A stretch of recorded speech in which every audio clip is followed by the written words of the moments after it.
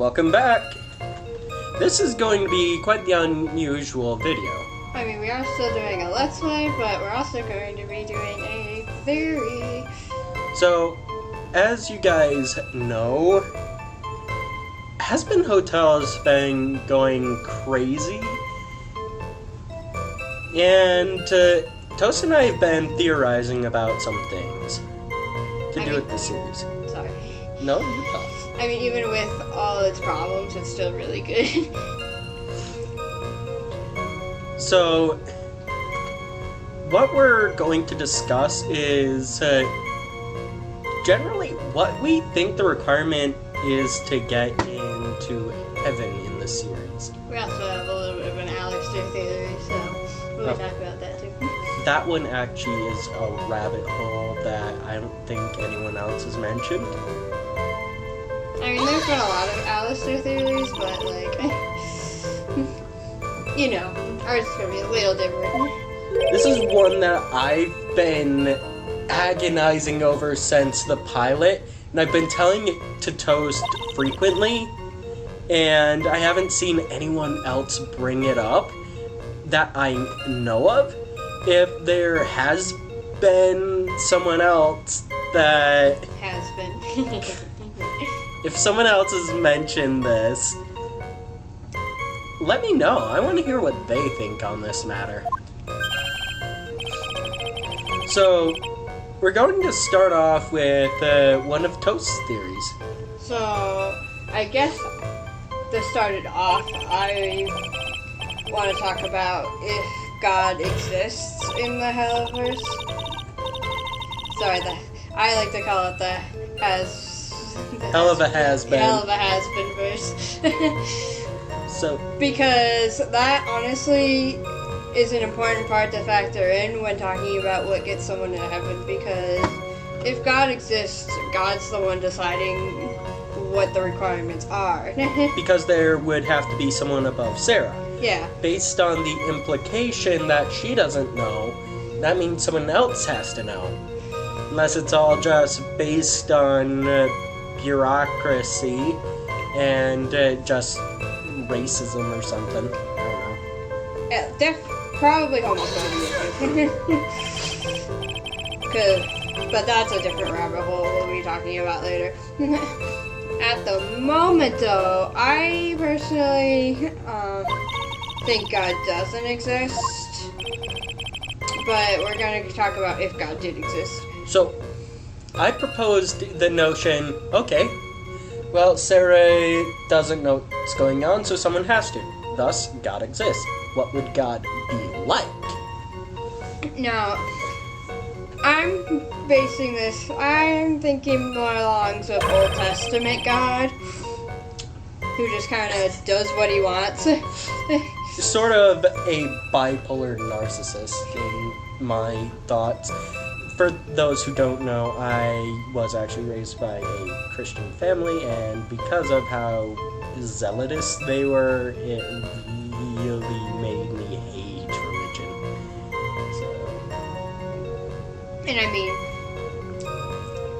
And I'm basing this off Old Testament because the Bible has a lot of contradictions in it, and since the Old Testament came out first, we're gonna assume a lot of these things are from the Old Testament for our sanity. No one can agree on religion, so if this bothers you, you're just gonna have to get over it. There's too many contradictions that we are not professionals in knowing about. So, no, we don't know everything. We are not like nuns and priests or bishops, whatnot. Plus, Lilith's existence in the show points to the Old Testament being a closer representation. For example, the local church that I grew up in denied that the existence of Lilith even existed. They straight up denied that she existed. I mean, she was only mentioned like twice, but still. So, no matter what, there's no agreement on what is real and not what's not. So we're just going off of a theory, a hypothesis. We do not speak facts. Yeah. These are just conjecture at best. And I know Saint Peter exists too in the Hazbin verse, but I don't know. Was he was New Testament, right? Because he was one of the followers of Jesus, right? I don't trust my own information. But I'm still going off mostly the Old Testament because that one was more concise, plus it was the earliest version. Hey Siri. And that book was written like by one person versus the New Testament was written by a bunch of people and then put in one book. So the New Testament is all over the place. But that's enough criticizing the Bible at the moment.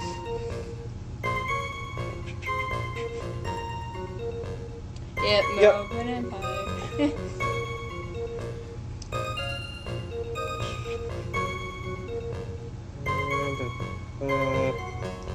Rome.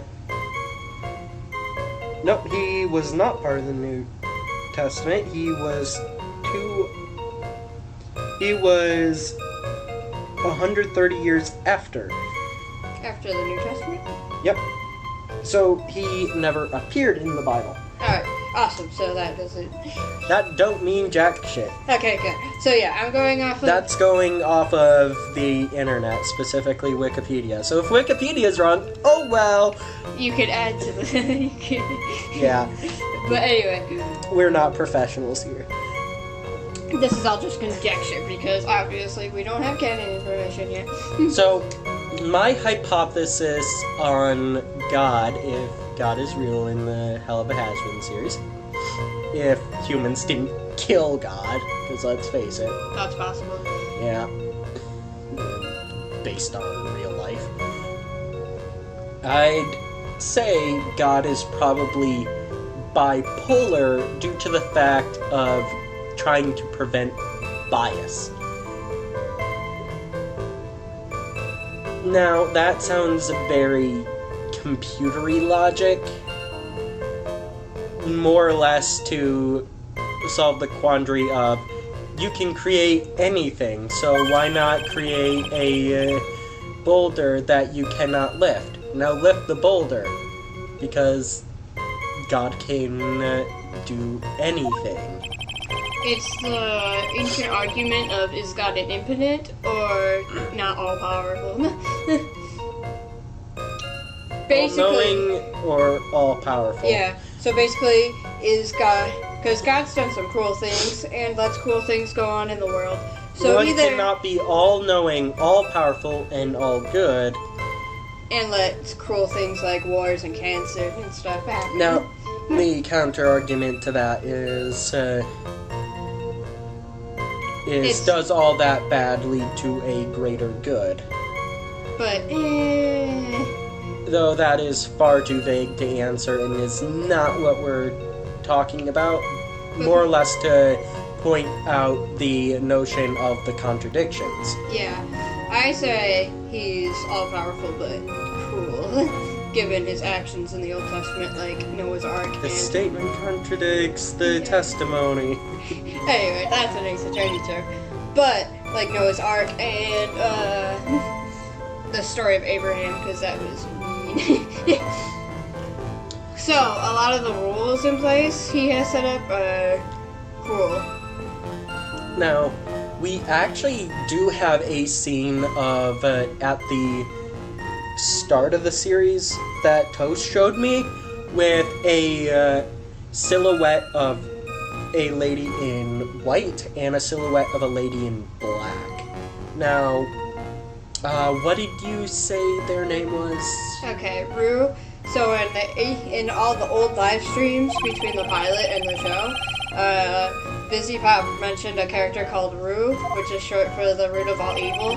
So a lot of other people have theorized that the character in black is Rue.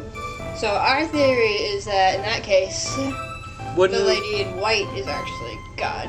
Because God technically doesn't have a specific form. So So I think God's going to be My- portrayed as a woman, like in Good Omens. My favorite depiction of God actually comes from Paradisia in the Divine Comedy. Reading Rainbow. So, for those who don't know, in Paradisia, I forget which it is. It's the third of the Divine Comedy by Dante. Dante's Inferno is one of the three parts if you don't actually know the whole thing. Yeah, so it's very well quoted for the Inferno, but Purgatory and Paradisia, Which is heaven, I think. yeah, Purgatory and Paradise. So, for Paradise, they actually do describe God as a book surrounded by eyeballs and rainbows. Rainbow. Rainbows! But one being, God isn't actually given a specific form.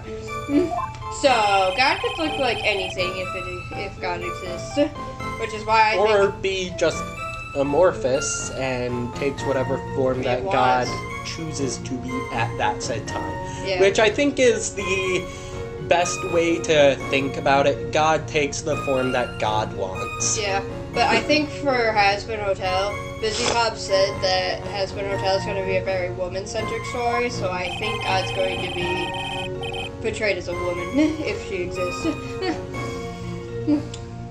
But anyway, I think God at least thinks of herself as The root of all good. but Could be wrong. is very biased. It's like I cut you off, you can continue. Like, even in Welcome to Heaven, that line about everyone being hot makes me think that there's a That's lot objective. of bias. Yeah, there's a lot of bias. Some people going that on. think if you think something is hot, someone else will think that's ugly. For example, some people prefer their partner to be thicker, while others prefer their partner thinner. It's all subjective.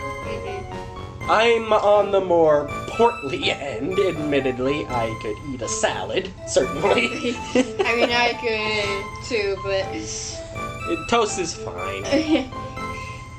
You're fine. You're adorable, and I love you, and you're skinny. I got a little bit of what I call a stress belly going on though. But that's here or there. But back to the point. I think God sees herself as all good, but is very biased. We even saw in Helluva Boss where the cherubs were trying to get that other inventor dude to heaven by making sure he didn't kill himself because. So we know suicide's a definite straight way to hell. Yup. So that leads into the Ten Commandments. Now, Well, because think about it. That scientist guy, I can't remember his name, sorry. But he was very cool and experimented on orphans, but he contributed a lot to science, which is what heaven wanted. Because they even mentioned that in Welcome to Heaven as well, that they had a lot of scientists and stuff. And scientists happen to be some of the cruelest people, especially before laws on ethics, yeah. so Back to the Ten Commandments, though. Now, God existing, I'd say God doesn't think they're doing bad, but it could be like that big boss type of logic. Where you justify what you're doing through By the ends. Yeah. The ends justify the means. So, Big Boss, for those who haven't played Metal Gear, yes, spoilers, the games have been out forever, get over it, created Outer Heaven and Zanzibar Land. Nations of soldiers. Or La Sans Frontières, Soldiers Without Borders, a nation of soldiers that wage war and create war to give themselves purpose, because war gives them purpose and peace of mind. The idea is PTSD only occurs once they are introduced back into civilian life. But what if they never return to civilian life? Then they never have PTSD. That is just normal living for them. What their suffering would be just becomes what everyone sees as day-to-day peace. Peace is as vague of a term as war itself. The Fate series even goes further on this. If you've seen any of the Fate series, Holy Grail War. It's not holy, and war is a very vague term. See, I liked what's it called? The redub, the online redub. What are those called? The abridged? Yeah, the abridged, the murder, death, kill, because that was more accurate.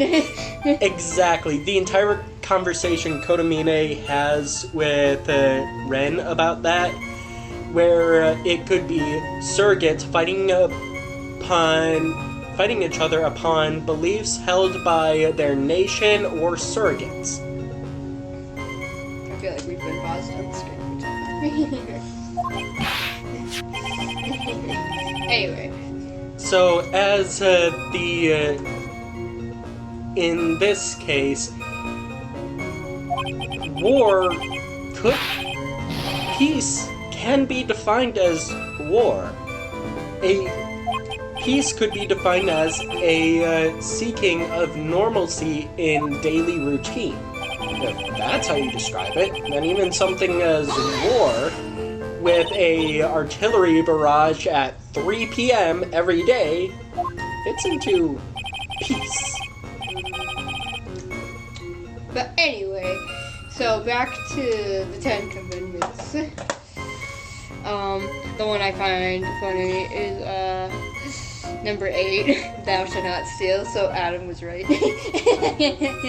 I mean, I think he used a loose definition of the 10 Commandments as more of a summary.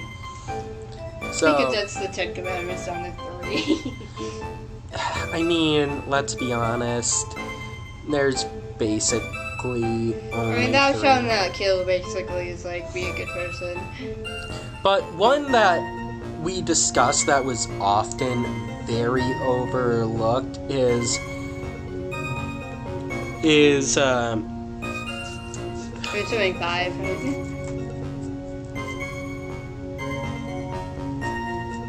Where is it? It's V. V has come too, but... No, that's not what I meant. Oh, you don't mean 5.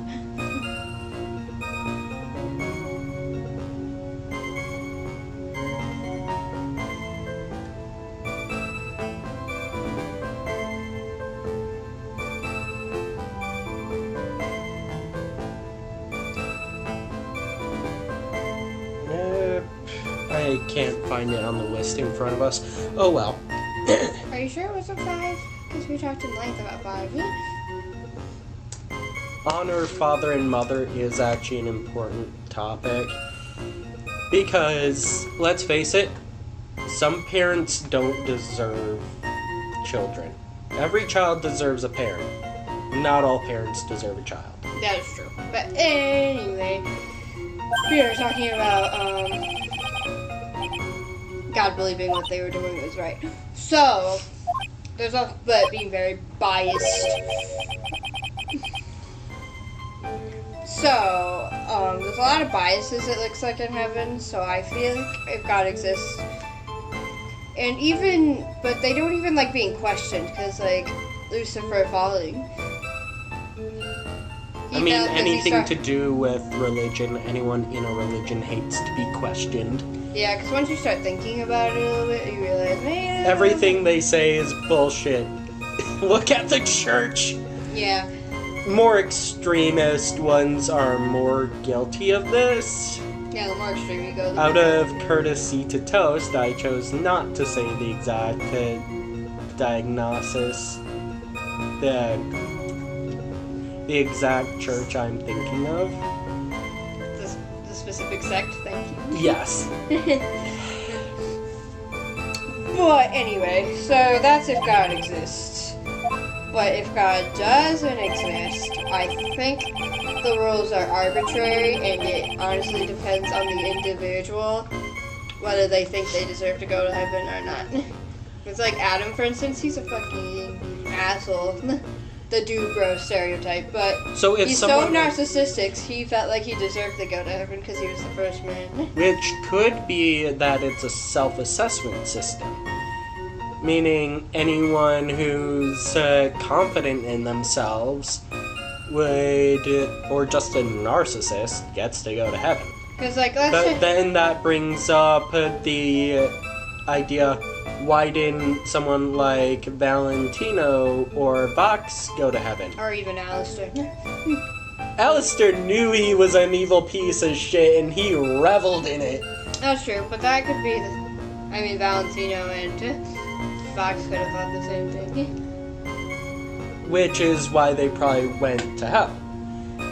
Now, another case on why they could have gone to hell is because anything that Rue makes is deemed evil by God. So if it's made by God, it goes to heaven, which would explain why a douchebag like Adam went to heaven. And Lilith probably would have went too, except if she didn't follow Lucifer. Though that might play into why she was able to get access to heaven with making a deal with Adam.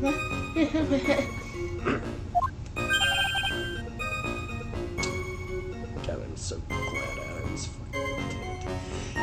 But Lilith's a separate issue. So back to self-assessment though. Could explain why someone like Angel, because Angel Dust is a nice guy. He had it a little rough. But was told that how worthless he was in life. Plus, him being gay, he probably, being told that how that's a sin, and if anyone feels that way, they're going to hell. That could have played into it too. Yeah. So he probably knew he was going to hell anyway. Plus, he was part of a mafia family, so that probably also played into it. Anyway, so Sir Pensius, right? He probably did some not so good stuff in life, figured he was going to hell. In death, he, by Adam's hand, he probably thought, I'm a good person, helping my friends. And that's what got him into heaven the second time he died. And so also because he wasn't killed by an angelic weapon. And no, Adam's beams of light don't count as an angelic weapon because it's not a physical thing. Now, back on the topic of Rue. Rue may be the reason a lot of people go to hell because God deems anything created by Rue as evil. So what if, hypothetically, Rue gave mortals magic? And let's think about how Christianity thinks of magic. Burn the witch! So where would that put them? So if Rue made magic and anyone who used it goes to hell, wouldn't that just mean God has a grudge against Rue and sends everyone who uses anything made by Rue to hell? That is a good point.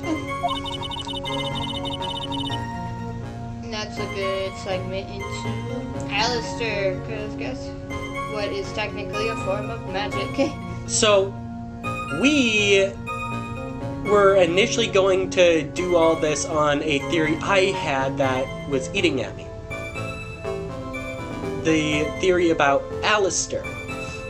Alistair is known for having strong magical powers and having a lot of control. But where did he get it all? What if he had these powers when he was alive?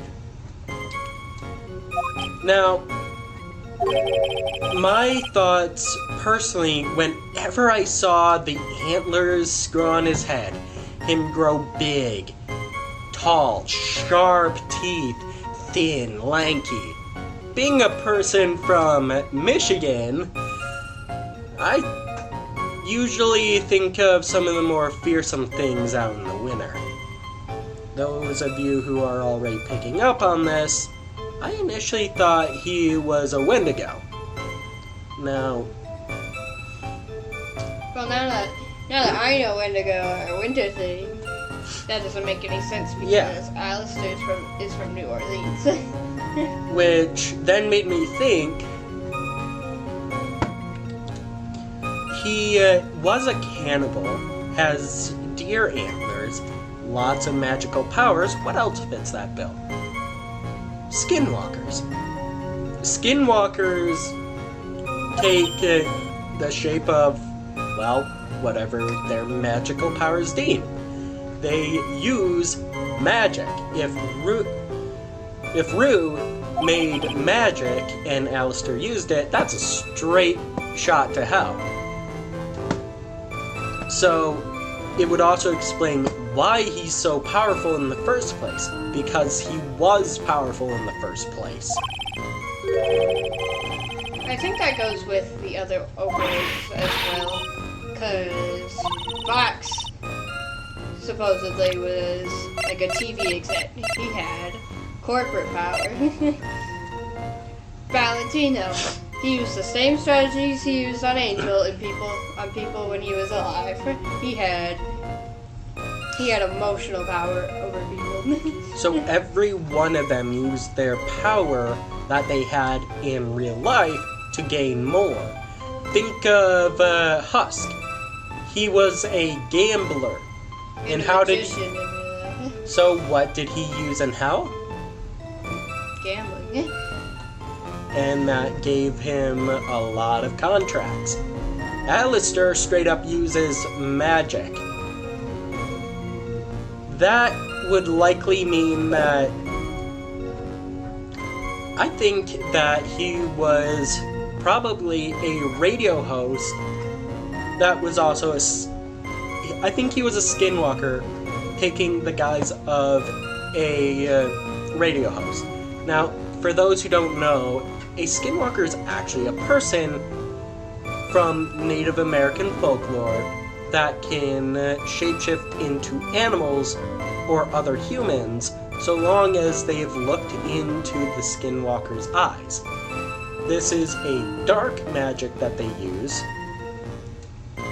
and they have been known to cannibalize human beings.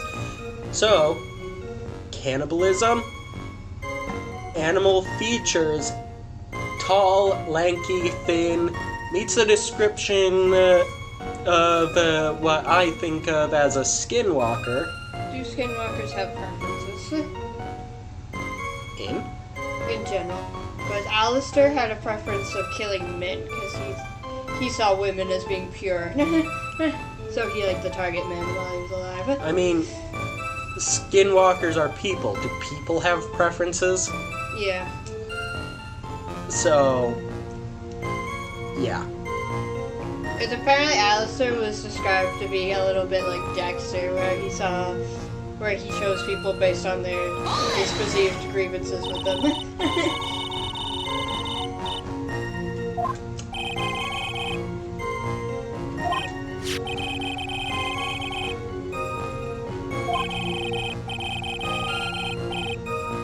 Alright. Oh yeah, I also wanted to talk about the similarities between heaven and the good place. Because honestly, Good Place, it was on Netflix last time I checked. If you have Netflix, watch The Good Place if you haven't. It's so good. Anyway, so the Bible, I was told that the Bible had something, said something about purposely committing sin was bad. But what if Hazbin doesn't take that into account and people are going to hell for unintended consequences? There is actually a part of the Bible, I know I looked it up earlier.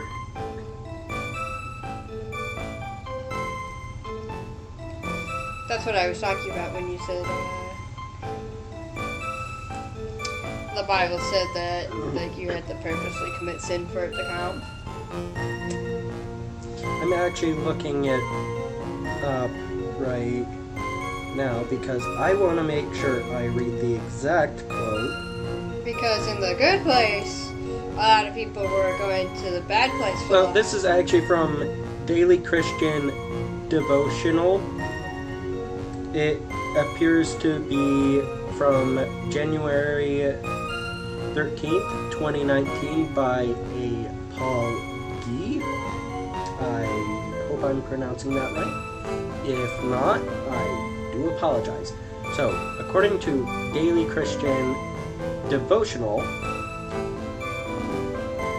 do not willfully sin, and that would go under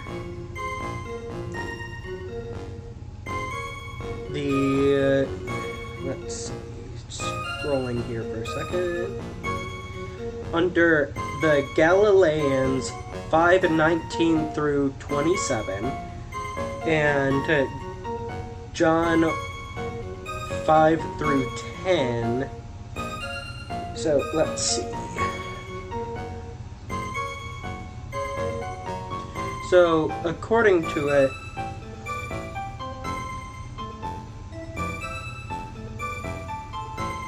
it counts, let's see.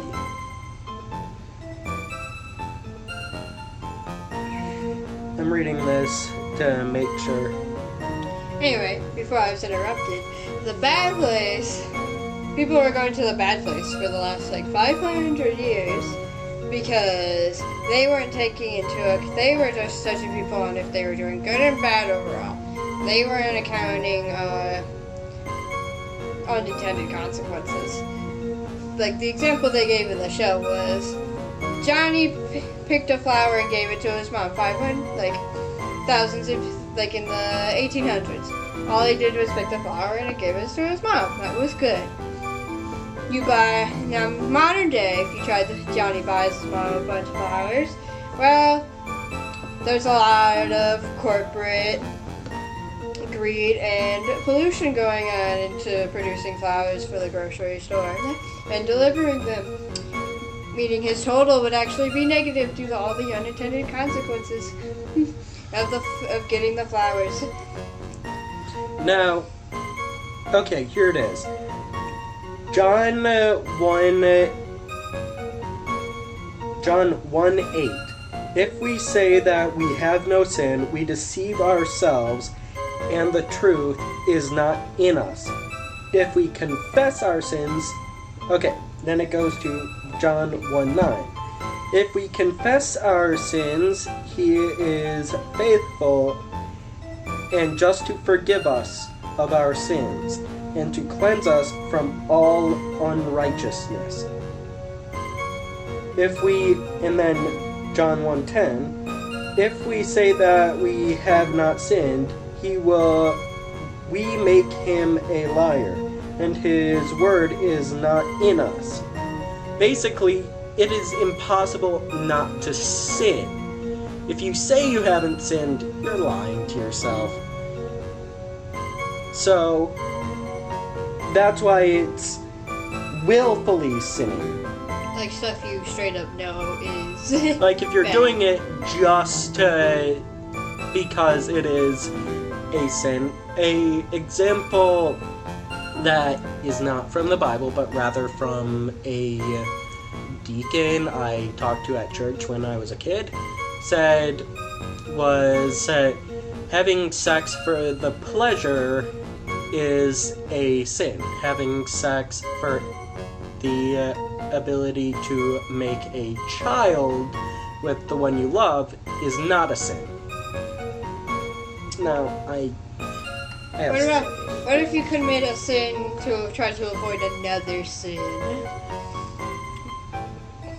Because then it's just an ultimatum. Because... In which case it's do not willfully sin. Yeah, but what about if you know the other thing is also a sin, but you do it anyway to avoid the first sin? As mentioned, ultimatum. Okay. Because, not to use a dark example, but a lot of the priests abusing little boys back in the day, their excuse was because sleeping with a woman is a sin for them.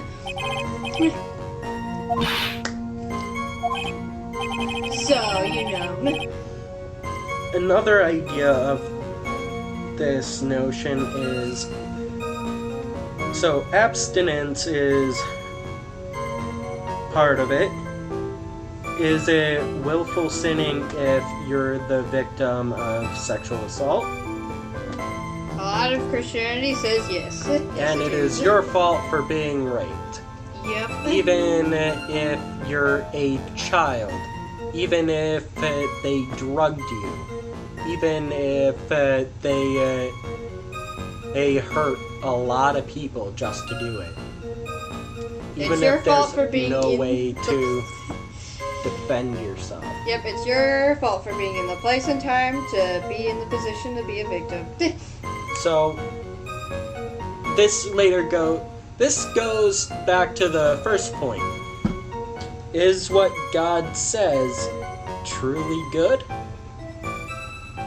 I'd say no. I believe God in Hazbin Hotel to be a bipolar narcissist. I also think... However, not vindictive like Adam. Not directly, anyway. Yeah. I also think God, if they exist, will end up being homophobic because a lot of the characters in Hazbin are gay, so... And that there is a verse talking about something about lying with a man like you would a woman or something. Fun fact. It's kosher if it's clams. What is that? It's a joke from Helsing. Ultimate Abridged. It says a man and another man, not a woman and another woman. It's koshers if it's clams. That'll explain why Maggie got into heaven if she was a person. Because there is a theory that Adam literally made The Exorcist. However, I disagree with that. I think they were all people at one time, part of the clergy. See, that's another thing. A lot of the exorcists, like Luke, probably shouldn't be in heaven, but Adam let it slide because they were fighters and he needed them for the exorcist. Yeah, I think they were clergy. And I know someone probably already mentioned this, but in the song between Alistair and Lucifer, where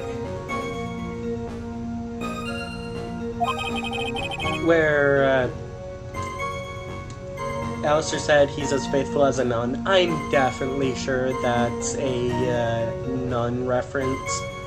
I mean, he was wearing the nun outfit and everything. I mean, sure, it had the upside down cross, but when Vox dressed up as the Pope or as a bishop, he had the upside down cross too. So that is a bishop, right?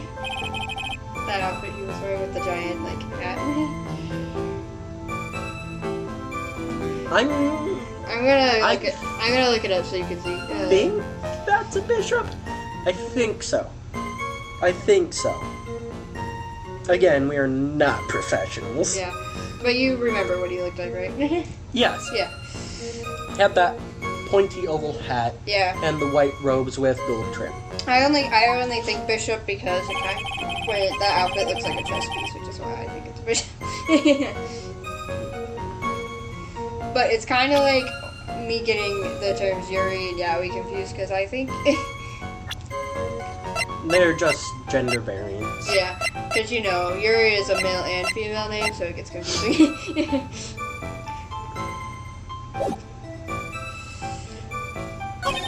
Anyway, any other theories you want to talk about? Because we talked about heaven spices, if God existed, Rue Alistair.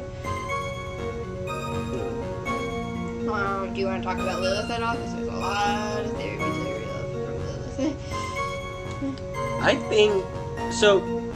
You remember how Charlie said Lilith had a long conversation about redemption?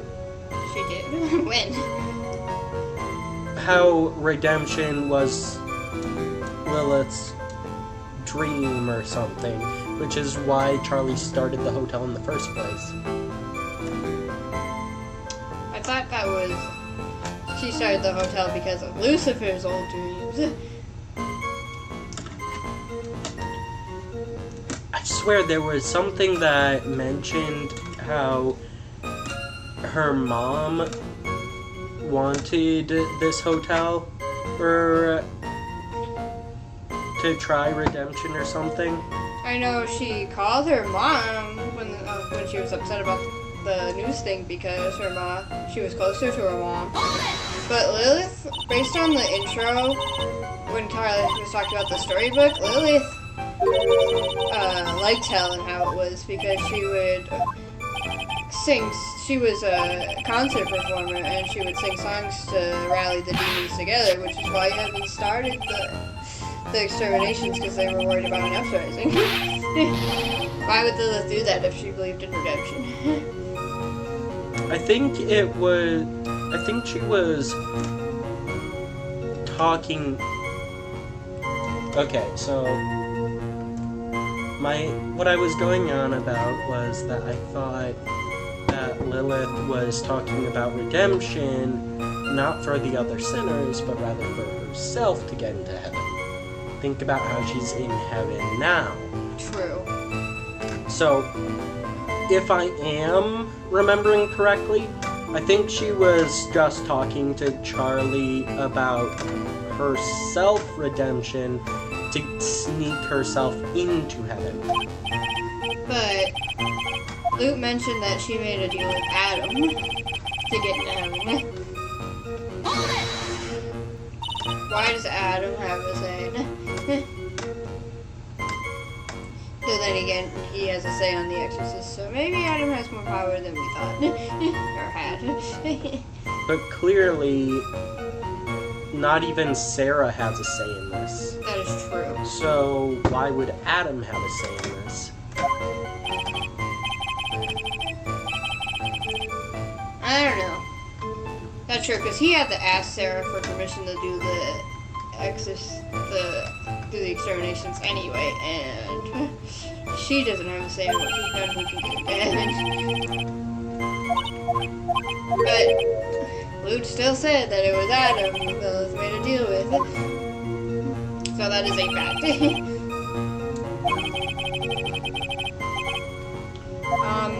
But I think Lilith's intentions are a lot more selfish. Because, like, why would she make that deal for just herself? Even if she doesn't love Lucifer anymore, why not try to get Charlie to go with her? Doesn't care for Charlie. Exactly. So, I think she's trying to pull the strings.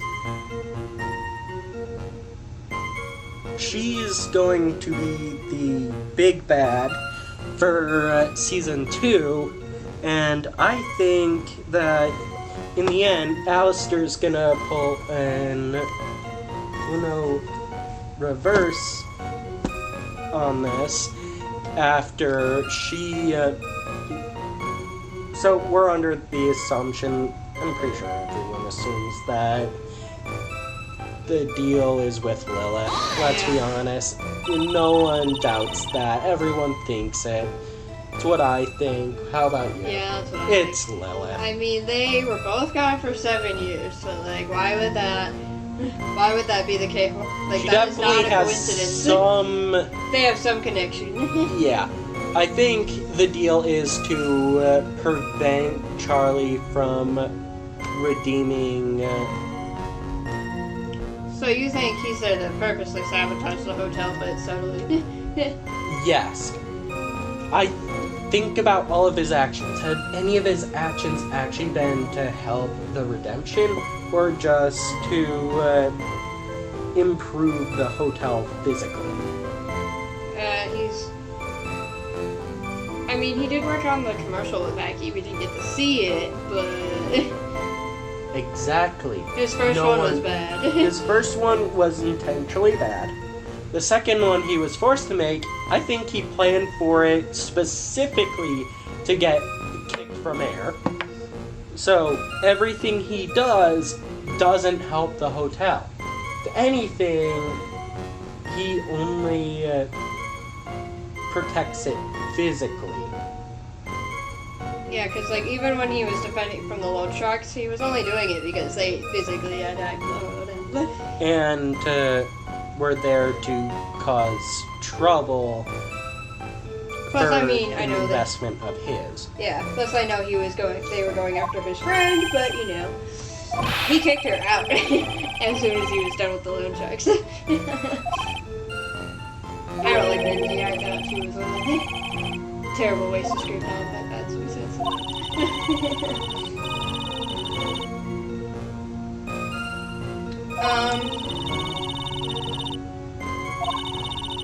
I mean, he brought Husk and Nipty there, which they're actually helping the hotel, but you know, yes.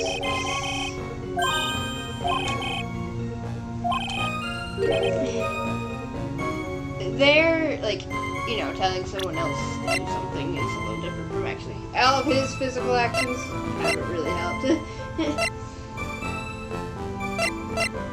And do you think Alistair's hate for Lucifer has anything to do with Lilith, or does he just hate him because he's more powerful?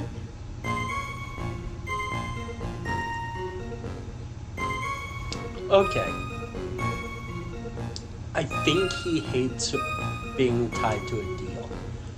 Not necessarily that the deal is with someone. He would just hate being chained down in general. What does that have to do with Lucifer?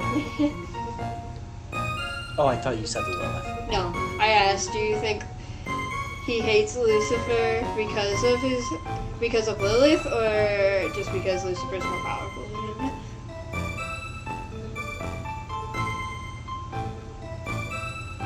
You remember how you mentioned how he targeted men?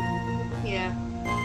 I mean, I assume that his usual target would be someone like Lucifer, but Lucifer is too strong for him to victimize. what about? But he doesn't hate all men because he likes Celestial. That's not what I said. Yeah. I never said it was because of hate. I said he hates Lucifer because Lucifer is his type of target of man. Do you see what I'm saying now? Okay. It's like that YouTube short. I do not trust witness testimony as it is unreliable. Okay, is there anyone else that will need more than one witness to testify? Your Honor, that's not what he said. Yeah. What I'm saying is that maybe Alistair prefers smaller male targets. But he doesn't like when people target small, weak people or smaller people because, like, I know that comic's not canon anymore, but in the day of the life of Alistair, he ate that butcher for targeting a small, innocent lamb demon. I mean, yes, it was a woman demon, but still. I think that's where the difference is. I think that's exactly where the difference is. If it was a small male lamb demon, he wouldn't have cared. That's my hypothesis. Fair enough. And then again, this is all just conjecture. Yeah. Neither of us know jack shit. Mhm.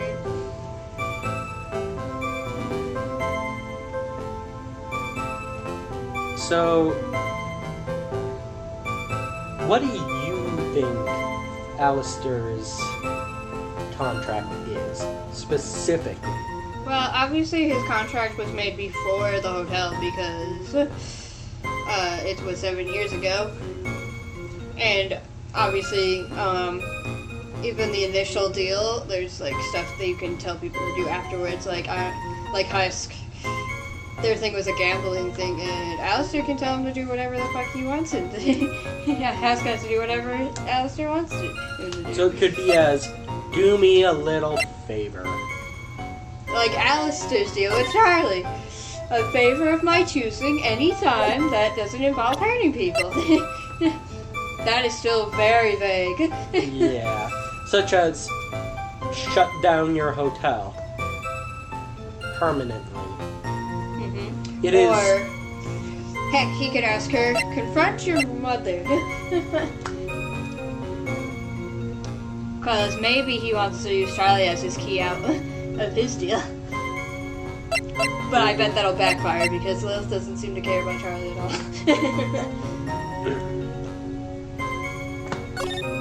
But there is a theory also that Charlie's more powerful than Lucy, even though, according to the hierarchy from Lucy Pop, Charlie's as powerful as Lilith, but she's actually more powerful. She just doesn't use her power to her full advantage because she's too nice. Because she's half angel, half human. And those hybrids tended to be very powerful in the Bible, apparently.